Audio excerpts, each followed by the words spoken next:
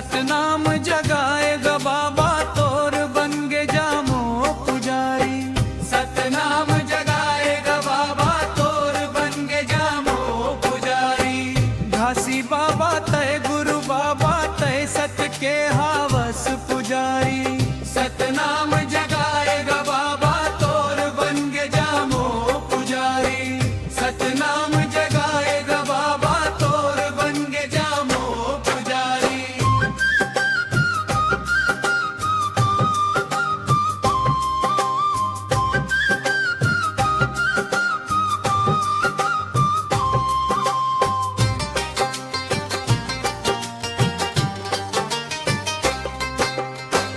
अंधियार में जोत जलाए सत्य के रद्दा बताए।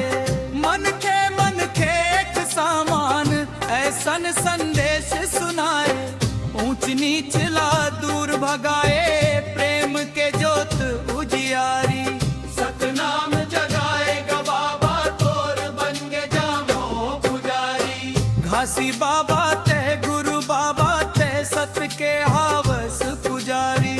सतनाम जगाएगा बाबा तोर बन गे जामो पुजारी। सतनाम जगाएगा बाबा तोर बन गे जामो पुजारी।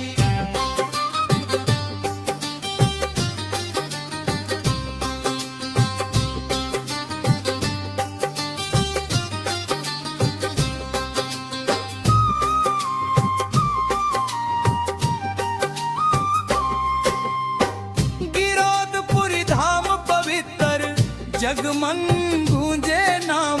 सफेद जैत खाम लहर रावत बढ़ते सत के काम।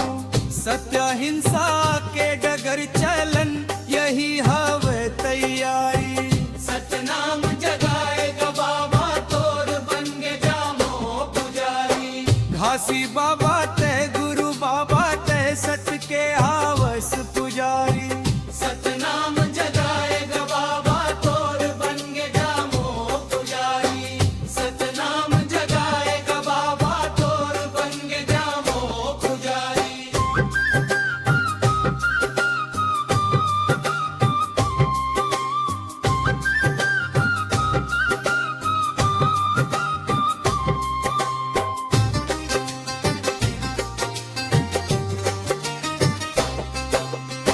झूठ कपटला छोड़व संगी सत के रत्ता धरो। दीन दुखी के सेवा करके जीवन ला सफल करो। दया करुणा के फूल खिले महके दुनिया सारी। सतनाम जगाएगा बाबा तोर बन गे जामो पुजारी। घासी बाबा तय गुरु बाबा तय सत के हावस पुजारी। सतनाम जगाएगा बाबा तोर बन गे जामो पुजारी। सतनाम जगाएगा बाबा तोर बन गे जामो पुजारी।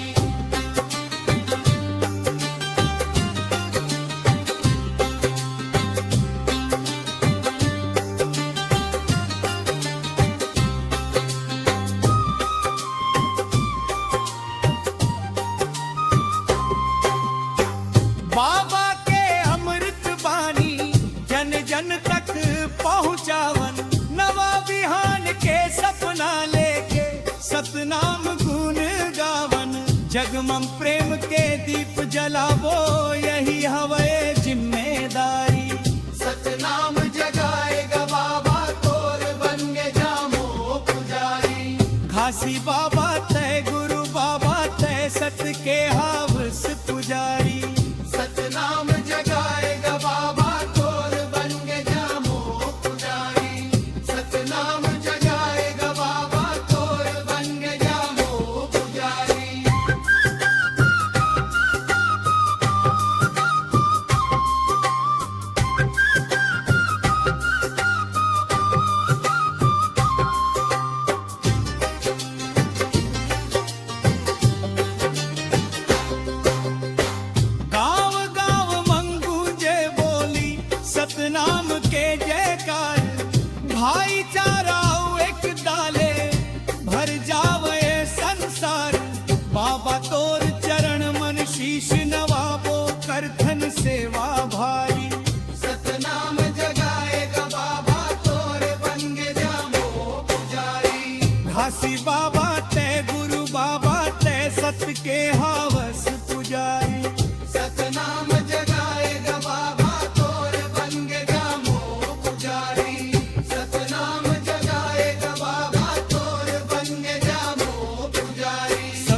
ध्वजा फहरावत जावो, सत्य के गीत सुनावो।